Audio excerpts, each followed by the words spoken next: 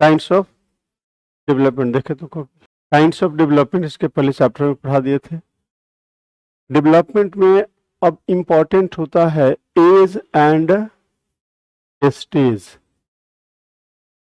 है ना, उम्र और अवस्था, है ना, उम्र और अवस्था। आप देखिएगा किताबों में इस संदर्भ में अलग अलग ओपिनियन है, बट एक कॉमन ओपिनियन है एज और स्टेज को लेकर के, है ना, कि सबसे पहला क्या होता है, इन्फेंसी होता है। क्योंकि एज और स्टेज में डेवलपमेंट को बांटने का उद्देश्य ये होता है कि बच्चा शैशवावस्था से लेकर के किशोरावस्था तक जो एज और स्टेज है ना, यानी कि पैदा होने के बाद और कम से कम 17-18 वर्ष तक का जो विकास होता है उसमें बहुत सारा परिवर्तन और अलग अलग समयों में देखा जाता है।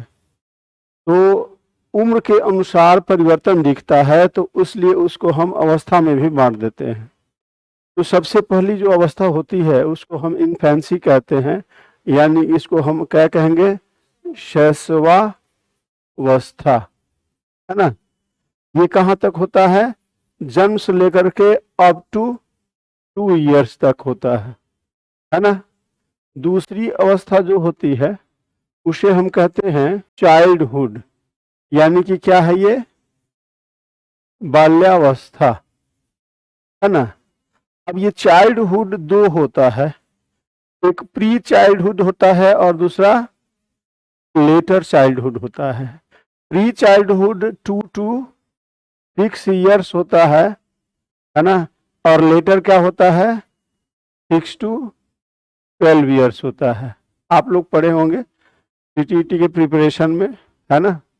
तो ये हो गया। और उसके बाद में नेक्स्ट अगली जो अवस्था होती है एडोलसेंस होता है ना, यानी इसको हम क्या कहते हैं, किशोरावस्था,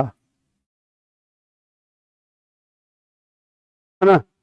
अब इसकी अवस्था क्या होती है, 12 से लेकर के 18 इयर्स की जो अवस्था होती है इसको हम एडोलसेंस कहते हैं, है ना। इस प्रकार अब हम कह सकते हैं कि बच्चों का जो उम्र है उसको अवस्था में बांट देता है। उम्र दैट मीन्स जन्म के बाद जो ईयर बाय ईयर उसका ग्रोथ होता है, उसमें परिवर्तन जो होता है अलग अलग, उसमें हम डिफरेंसेस देखते हैं। उस डिफरेंसेस के आधार पर हम अवस्था में डिवाइड करते हैं। अवस्था की आवश्यकता यहाँ पर हो जाती है। तो इस तरीके से ये कहिएगा कि ये उम्र के बारे में है, इधर का पार्ट जो है उम्र का है, ये है अवस्था है, स्टेज है। अब यहाँ पर हम उम्र और अवस्था के संदर्भ में कह सकते हैं कि बालक का जब विकास का अध्ययन करते हैं, एक शिक्षक बालक के विकास के बारे में अगर जानना चाहते हैं तो एज और स्टेज को समझना जरूरी होता है, क्योंकि एज और स्टेज के अकॉर्डिंग उनकी गतिविधियां अलग अलग होती है, उनका विकास अलग अलग होता है। एक बालक की हम कह सकते हैं ना, जो संपूर्ण विकास में कौन कौन विकास इंपॉर्टेंट होता है इस स्टेज में, और इस स्टेज में किस प्रकार के विकास होते हैं और इस प्रकार के किस प्रकार के विकास संपादित होते हैं।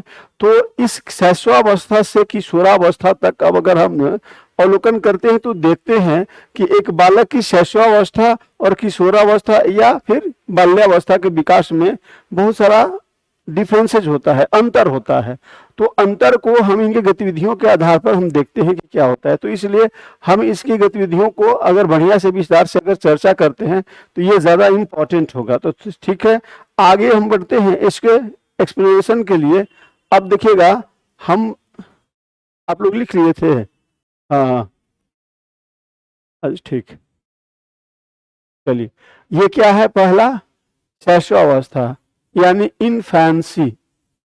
अगर हम बात करते हैं infancy up to 2 years, up to 2 years, है ना।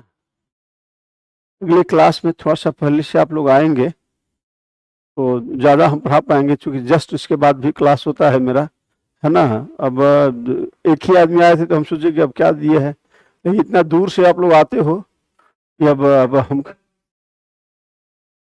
देखो रेगुलर सिलेबस आने के बाद ही होगा बाबू, क्योंकि कुछ कहा नहीं जा सकता है। बीपीएससी सिलेबस के संदर्भ में, वेतन के संदर्भ में स्पष्ट हो गया, रिक्तियां जो है, खाली जो वैकेंसी है उसके संबंध में अस्पष्ट हो गया, है ना। तो वेतन और रिक्तियों के बारे में अस्पष्ट हो गया, कौन परीक्षा लेगा यह स्पष्ट हो गया। लेकिन पैटर्न पर ये जो इतनी क्या कहते हैं उपापोह मचा हुआ है, और अलग अलग जो सब लोग अपना ओपिनियन दे रहे हैं कि ये होगा, ऐसे होगा, 100 नंबर का होगा, 150 नंबर का होगा, कोई कहता है कि पूरा एब्सोल्यूट जीएस होगा, कोई कहता है कि पेडागॉजी होगा, कोई कहता है स्पेसिफिक सब्जेक्ट होगा, है ना, कोई कहता है कि बिल्कुल कुछ नहीं अपना सब्जेक्ट होगा। तो हम यहाँ तो चूंकि पुष्ट खबर है नहीं, और इस खबर की पुष्टि आधिकारिक तौर पर किसी ने किया नहीं है, तो हम कैसे कह सकते हैं कि सिलेबस यही होगा। तो हम तर रहे हैं एक तरीके से अपनी एक्सपीरियंस, अपना अनुभव के आधार पर हम आपको पढ़ा रहे हैं, है ना। स्पष्ट कोई भी अगर कोई कहे कि यही होगा तो या तो झूठ बोलता है, नहीं तो जानता नहीं है ना। तो इस तरीके से अब थोड़ा सा हम हाँ, अगर सीडीपी पेडागॉजी की बात करेंगे, टीचिंग एप्टीट्यूड के, तो ये चैप्टर तो रहेगा, ये पक्का है, इतना कहा जा सकता है। अब सबसे पहले लिखिएगा, गतिविधियों को हम बता रहे हैं, थोड़ा नोट कीजिएगा। पहला, जन्म से लेकर 2 वर्ष की अवस्था, जन्म से लेकर 2 वर्ष की अवस्था, जन्म से लेकर 2 वर्ष की अवस्था शैशवावस्था के नाम से जानी जाती है।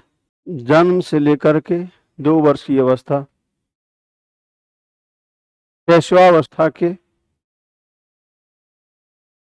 नाम से जानी जाती है। इस अवस्था में बालक का मानसिक और सामाजिक, मानसिक और शारीरिक विकास तीव्र गति से होता है। मानसिक और शारीरिक विकास तीव्र गति से होता है। नंबर 2, बालक इस अवस्था में अपने माता पिता पर पूर्ण रूप से आश्रित होता है तथा इसे प्यार और स्नेह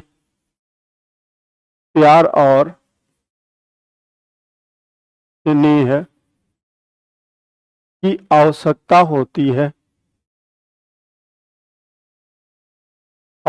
होती है। विद्वानों ने इस अवस्था को, तीसरा लिखेगा, विद्वानों ने इस अवस्था को इंद्रिय गामक अवस्था, विद्वानों ने, वो प्यार और स्नेह है, विद्वानों ने इस अवस्था को इंद्रिय गामक अवस्था, सेंसरी मोटर स्टेज का नाम दिया है। और चौथा लिखेगा, शैशवावस्था में कोई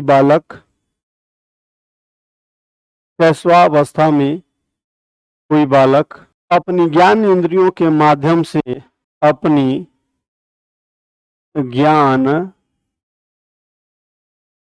इंद्रियों के माध्यम से सीखने का प्रयास करता है। अब देखिए, थोड़ा आप ध्यान दीजिएगा कि ये अवस्था किसकी होती है, ये शैशवावस्था में, है ना। बालक पूर्ण रूप से दूसरों पर आश्रित होता है, और विकास की बात करें तो सबसे ज्यादा मानसिक और क्या, शारीरिक, यही विकास ज्यादा इंपॉर्टेंट होता है।